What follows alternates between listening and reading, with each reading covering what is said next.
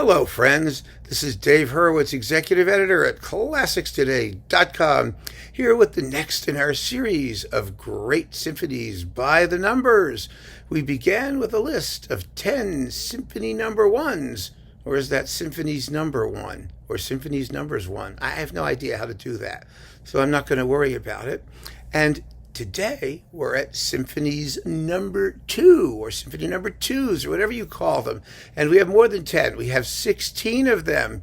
The reason for that is because the Symphony number 1 chat was about composers who immediately established their own personal identity with their first symphony, or who only wrote one major one that, really sort of put them on the map. Some people had wonderful suggestions for other composers who did a Symphony number 1. For example, I think the most popular one was E.J. Moran, whose Symphony number 1 is a masterpiece. It's an absolutely beautiful piece. It's not number 1. It's the Symphony in G minor. He didn't live to write a number 2, but it's not a terribly original work. It's a beautiful work, but you can't listen to it and say, aha, that was Moran. I mean, what's a Moran? What does Moran sound like? He sounds like a typical English composer of the day, of that sort of pastoral school, Sibelius influence. You know what I mean? So it's not to take anything away from the achievement in that symphony, which is really considerable. But I was trying to get to just 10 composers who you listen to and you go, oh, that's the guy. And, some of them you agreed with and some of them you didn't. So for number 2, well, there are a lot more of them.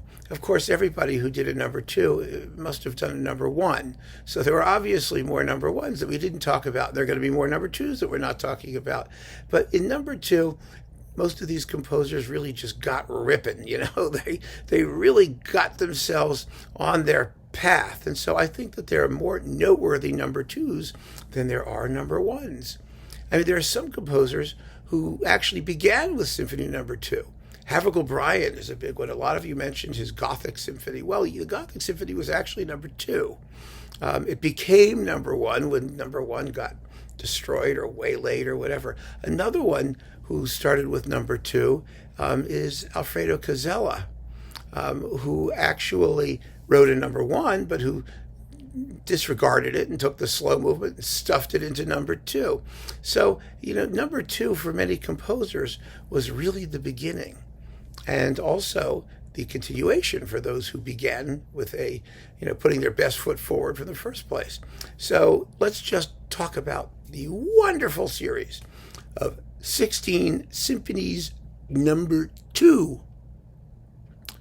So number 1 of number 2, the first one we're going to start with is Sibelius, his most popular symphony, the Symphony number 2. Now, I don't necessarily think this is his best symphony. I actually prefer his numerical first, but actually his real first was Kullervo. So the numerical first is really the third, and the second's really the fourth. But now we're going to probably stick with numbers for the most part, because it just makes life easier. Number 2 is, of course, a glorious work, but the finale goes on for too long. It goes around once too many times. Sibelius solved that problem in his 5th symphony, but it's still a great, great piece, and you cannot argue with the fact that it's the one that everybody loves most, including supposedly the people in Finland when they first heard it anyway. I don't know if that's true now. It's magnificent, and it certainly has to be on the list. Next, here's one that's just totally not in that vein. Kurt Weill, Symphony number 2. Kurt Weill was really a great composer, but he was mostly, as you all know probably, a theatrical composer. He wrote stage works, and his output of orchestral music is somewhat limited as a result. But what there is usually a very high quality. And the Second Symphony is a fabulous work. It was composed in the 1930s in Paris when he was actually on the run from the rise of the Nazis. And it's just one of those great neoclassical effulgences that some composers, sort of tossed out there during that period of neoclassicism and Neue Sachlichkeit and all of that, all of those movements. And it's beautiful. It's in 3 movements. Everybody should know it. there are two kind of versions. The best recording of it is the one on Chandos. I believe it's conducted by Anthony Beaumont, because it restores the percussion parts that were never published with the theoretically critical edition that was issued by Schott Music, because those parts were supposedly inserted at the instigation of Bruno Walter. But it doesn't matter who instigates what. What matters is what the composer does and what the composer agrees to. And Weill wrote them and agreed to them and never took them out. So what the heck? I like the percussion. I do. But if you get it without, it's not a tragedy. It works either way. And it's simply wonderful. Wonderful, unique piece of music. Very, very personal. It's recognizably in Kurt Weill's style, with that sort of, bittersweet lyricism and some irony and sardonicism built into it. It's really fun. So Kurt Weill Symphony No. 2 is our second Symphony No. 2. Number 3 of number 2. Howard Hanson, the Romantic Symphony. Oh, this symphony comes in for such a trashing from critics and other people, largely because it consists of one big tune that gets played over and over and over again. Actually, there are two big tunes. There's the first theme of the first movement, which is da da da da bum ba da da ba da da ba ba ba ba ba. It does that, and then there's the big tune. Ya da da da da do do do do. Oh gosh, it's so schmaltzy. I love it. I love every minute of it. The wonderful thing about the Romantic Symphony is that Hanson, who was from Wahoo, Nebraska, was a laconic Midwesterner who was really not into, late romantic, decadent, schmaltzy stuff. So when somebody who had, otherwise a genuine urge to concision and formal integration writes something that's just so hard on sleeve, I think the result is wonderful. I really do. It's a special work, and of course it showed up in the soundtrack of Alien after Ripley, jettisons the alien out the thing there. There's the tune. I mean, it's just beautiful. Actually, it's the tune of the slow movement primarily. Da da da da da da da da da da da da da da da. Oh, it's actually just full of good tunes, that symphony. Absolutely beautiful, and it doesn't deserve to get dumped on. So the fourth number 2, Malcolm Arnold. Malcolm Arnold's Second Symphony. Oh, it's so much fun. What a wonderful, wonderful piece this is, full of color and instrumental bravura and excitement and energy.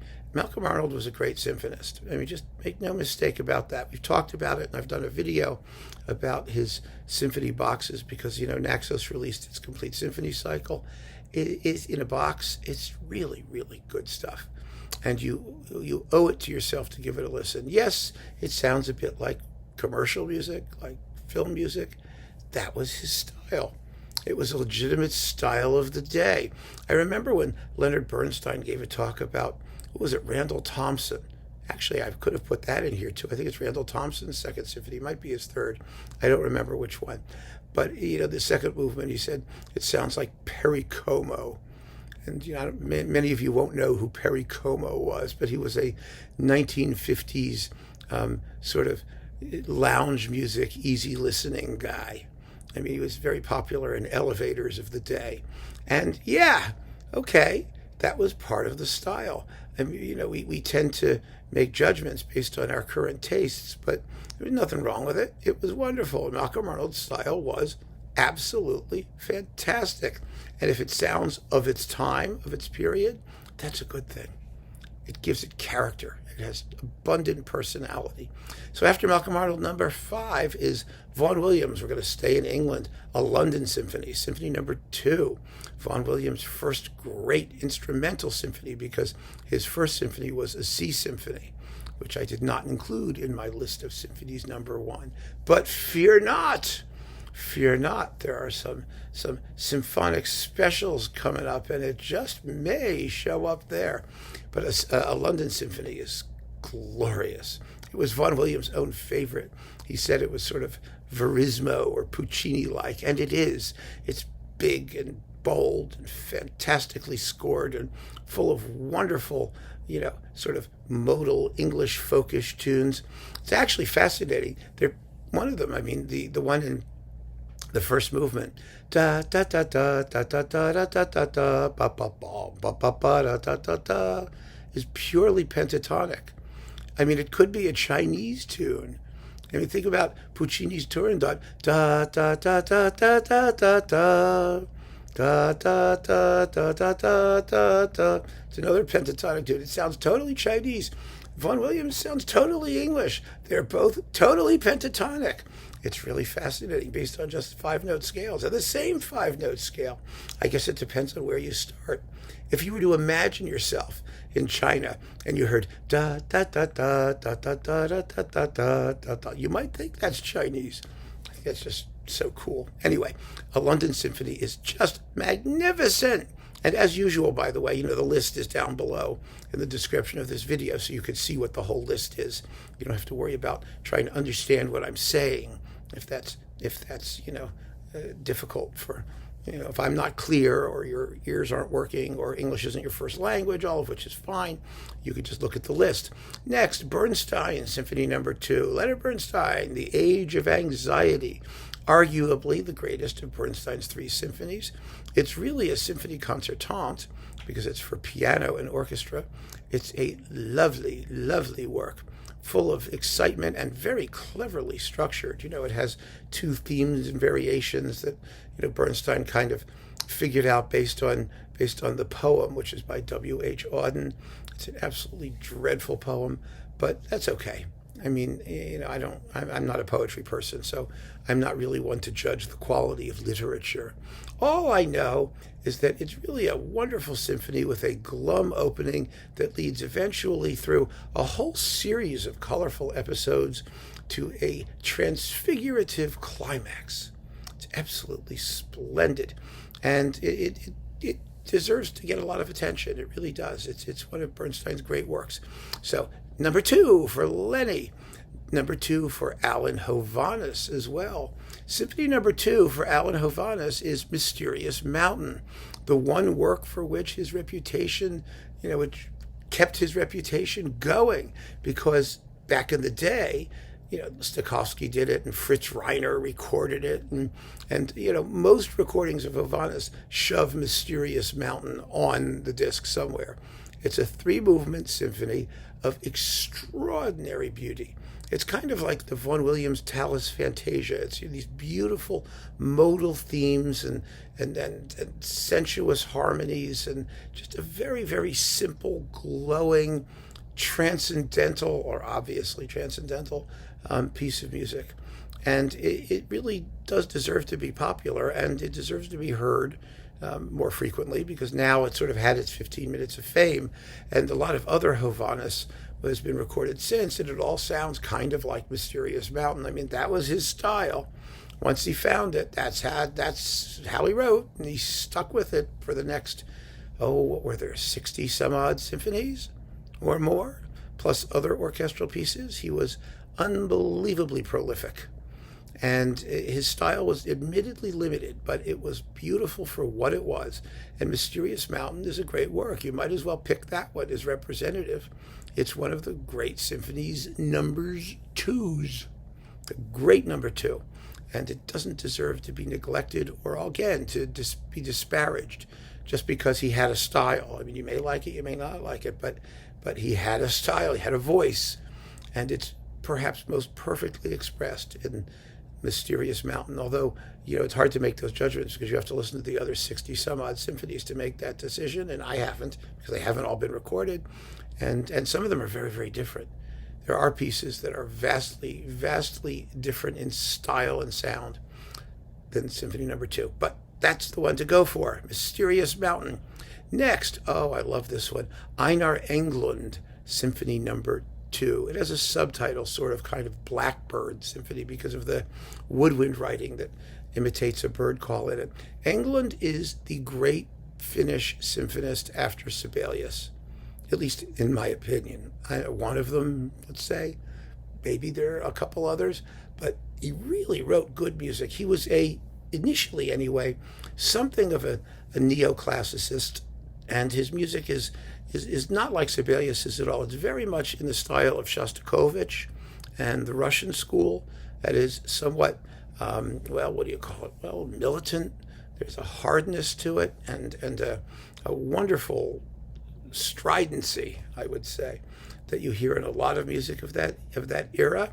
But it's heartfelt, and it's interesting thematically, and he really knew how to write. I mean, it's just good stuff. And if you don't know Einar Englund, then you really ought to. He's going to show up a few times in these lists, I guarantee, because he really wrote some masterpieces, and they're very, very much worth hearing. I've done a few talks on Einar Englund, and you can look them up. Look up those videos, listen to the sound samples. I think you'll be very, very positively impressed. I really do. So after Englund, we talked about him already, Alfredo Casella, his second symphony. Well, Casella is just an interesting character. He was probably, all things considered, the finest Italian composer of the first half of the 20th century, in instrumental music anyway. He was part of that group of, there was Malipiero and Ghedini and Pizzetti and just lots of them. And they were very, very fine composers. And they wrote a tremendous body of music. Respighi was one of them. A lot of them have been ignored because of their associations with fascist Italy, which I understand. It's like being associated with Hitler. I mean, maybe not quite as bad, but almost. And for that reason, because they were, supporters of Mussolini, their music has been sort of sidelined after the war. But nowadays I think we're in a position to simply evaluate these people on their merits. And Casella was really a very, very major talent. He was initially a huge admirer of Mahler, and he did the piano arrangement of like Mahler's Seventh Symphony and some other things. And Mahler actually arranged for him to be published by Universal Edition, who was Mahler's publisher. And that's how sort of Casella got his start. And his second symphony is very Mahlerian. It is one of those everything but the kitchen sink kind of pieces, full of like everything but the kitchen sink. It's got all kinds of stuff in it, and it's just wonderful to listen to. It's a big, somewhat shaggy dog of a symphony. Maybe not as structurally disciplined as Mahler. And you believe me, Mahler had a lot of structural discipline. People don't want to accept that, or it's harder for them to figure out than with other composers. But yes, Mahler's stuff makes a lot of sense structurally, and people who thought that all you had to do was agglomerate everything you could get your hands on and voila, Mahlerian symphony. Well, it wasn't quite so simple. But the Casella Second is a major work, and it's been recorded a couple of times, and you will enjoy it for sure. Next, back to the USSA. Copland, his Symphony No. 2, which is subtitled The Short Symphony. Now, of course, when you talk about Copland symphonies, number 1 is for organ and orchestra. It's a concertante work. And number 2, although there's an orchestral arrangement of it without the organ, it's complicated. Number 3 is the one everyone talks about because it's in the style of his populist pieces like Rodeo and Appalachian Spring, and it contains the original version of the Fanfare for the Common Man and all of that stuff. And number 3 is a wonderful piece, but Copland's greatest symphony, hands down, is the Short Symphony. And as its name implies, it's only about 15 minutes long in 3 movements. It was originally, the Mexican composer Chavez thought of calling it the bounding line because it's an extraordinary exercise in rhythm, in syncopated rhythms, in tricky rhythms. Often the music is only in one part, but it's constantly changing colors, moving through the orchestra. It's a small orchestra, a chamber orchestra, but it was so hard to play when Copland wrote it that he later made a chamber version of it because no one was going to do it. It's that difficult. Nowadays, Orpheus Chamber Orchestra, they do it with no conductor. It's like poof, and they probably have the best recording of it, actually, because there's nothing really to interpret. You have to wind it up and let it go and play it with maximal precision. It's a very cool, very Stravinskian kind of piece. But wow, what a marvelous, marvelous piece of music. I just find it so orally fascinating just to listen to the play of rhythms and colors as they move, as the melodic line moves through all the parts. It's really an extraordinary work. It also doesn't get as much credit as it deserves, but it's Copland's symphonic masterpiece. So number 2, the short symphony. And if you got 15 minutes, I mean, come on, 15 minutes, give it a shot. I think you'll really enjoy it. It's just fascinating piece, beautiful piece. Next, to La Belle France, Roussel, Symphony No. 2, the greatest French symphony of the 20th century, probably, by the greatest French symphonist, Albert Roussel. Now, I've talked a lot about this symphony. I've played excerpts of this symphony. I really plugged this symphony. It's a very serious, sober, even austere work, near tragic in its emotional import. It's a big thing in 3 movements in cyclical form from the school of Dandy and Franck, who taught that kind of thing. But wow, what a major statement it is. It ends quietly. It does all the things a great symphony does, but supposedly shouldn't do, to avoid popularity. And it has avoided popularity very, very successfully, I have to say. Not a lot of people know this piece. Not a lot of people love it. But boy, it deserves it. It is so, so beautiful. And once you get into it, once you get to know it and understand, how it's put together and what its various moods are, there is nothing like it. Nothing at all. It's tremendous. It has a motto. It has some recurring themes. It has wonderful orchestration. The opening of the central movement, which is a combination of sort of scherzo and slow movement, has a tune which is so haunting, and it never comes back the same way twice, and you just want to go, oh, please play it again like you did originally. And it doesn't. It's constantly varying and evolving, and that's another reason why the work may be a little difficult to grasp at first. But grasp it, grab it, do it, take it, seize it, and give it a good shake. You're going to love it. It's fantastic. Next, Elgar, Symphony No. 2. Well, a lot of you got all uppity because I did not include Elgar's Symphony No. 1 in the great first symphonies, and I could have. Elgar's first is a major statement that sounds like nobody but Elgar. No question about it. But I wanted to do No. 2 because I love No. 2. So there, it was me. I love No. 2 much better than I love No. 1. No. 1 was enormously popular. No. 2, didn't quite catch when Elgar performed it, but I think it is in every way the greater work, and it's one of the great romantic symphonies, period, by anybody. It's another symphony that has wonderful thematic interconnections between the movements. The finale may be a little tricky. The finale of both of Elgar's symphonies is a little tricky because leading up to it, there is so much wonderful music. It might come as something of a letdown. But I think that the elegiac conclusion of No. 2 is a little bit more in character than the heroic conclusion of No. 1. But that's me. I know that there are some of you who will disagree, and that's your privilege. Just do your thing. And after No. 2, the of Elgar, I have, what is this? Yeah, Franz Schmidt, Symphony No. 2. Now, Franz Schmidt wrote 4 symphonies, and 2 and 4 are the big ones. 2 got a little bit of play a few years ago. Nimi Yarvi recorded it in Chicago, for example, and his son, Pavo's, just done all 4 Franz Schmidt symphonies. He was a very, very fine composer. Symphony No. 2 is a great work. It's one of those big, hairy, sort of crazy, 8 horns and lots of stuff, a big, late romantic, decadent kind of monster piece. And it's very, very Viennese. It is extremely Viennese. Not a well-known work, but one that deserves to be, because it's, again, a very major statement.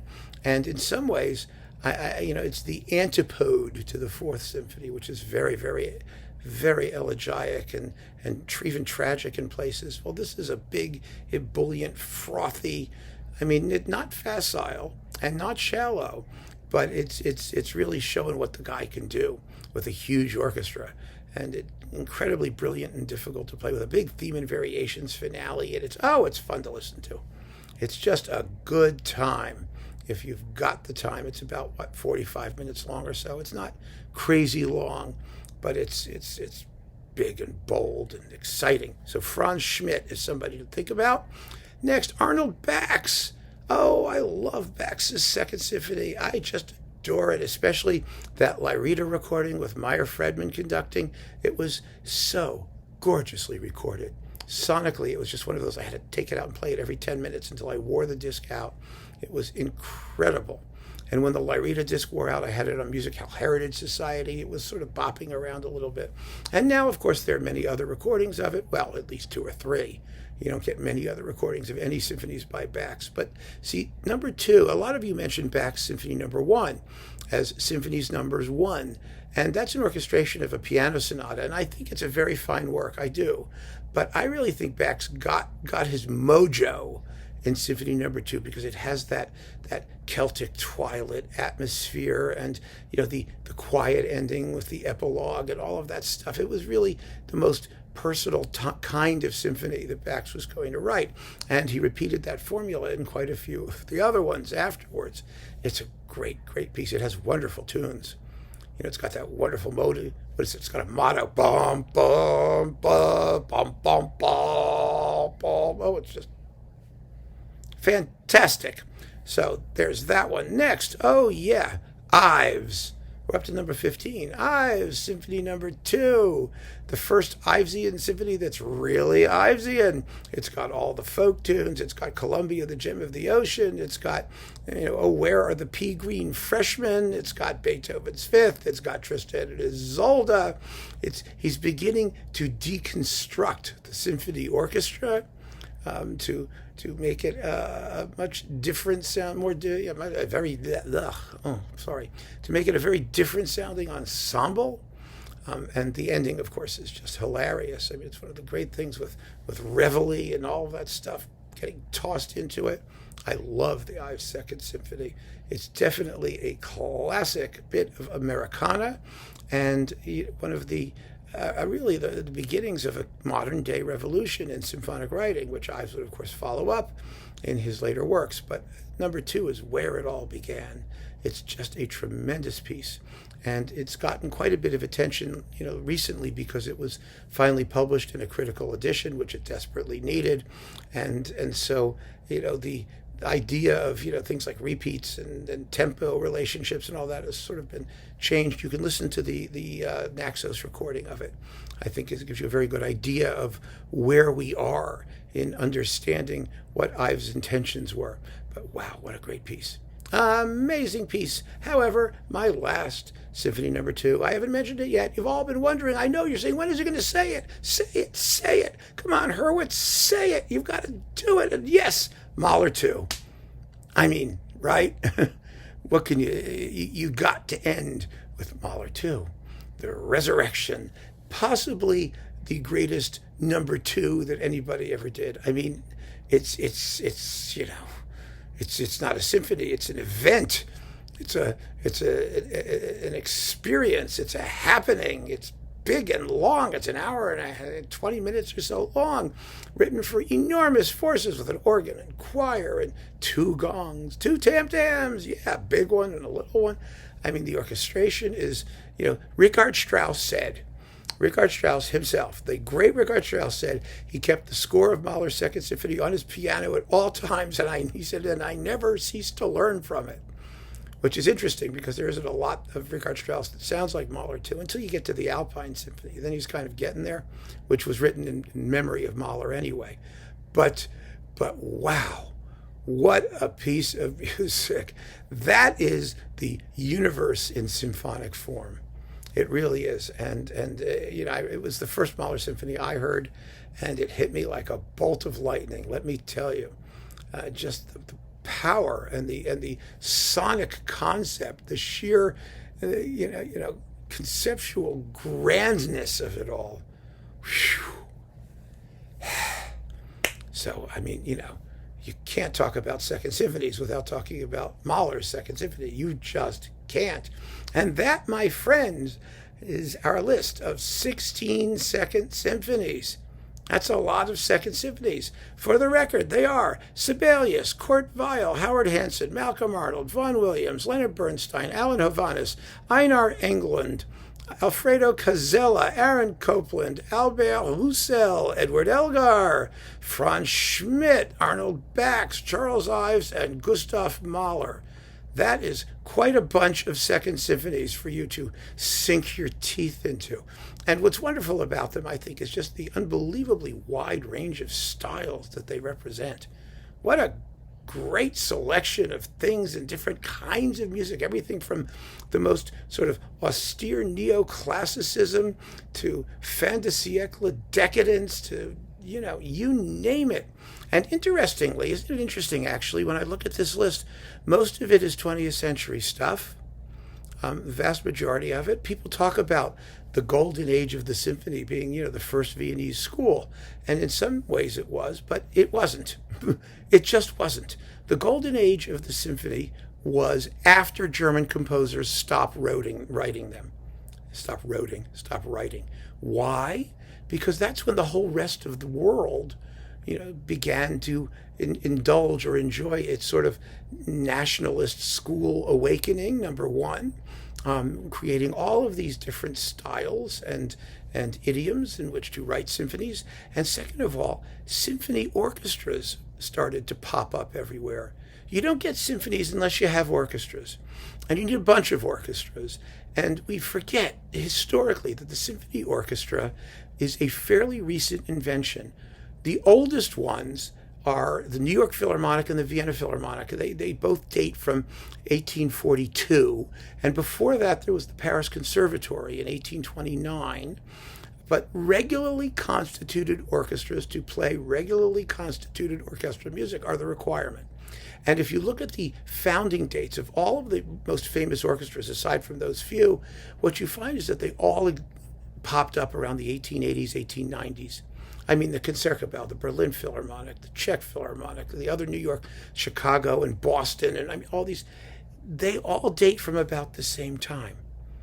The English orchestras were all after 1900 for the most part. There were orchestral societies before then. There were private orchestras. There were concert series. But regularly constituted symphonic orchestras are a 20th century phenomenon. And so the 20th century, particularly the first half, was, in my view, the golden age of the symphony. And this list is evidence of that. So keep on listening, friends. Thank you for joining me, and tune in for Great Symphonies number 3, coming soon to a YouTube near you. Take care.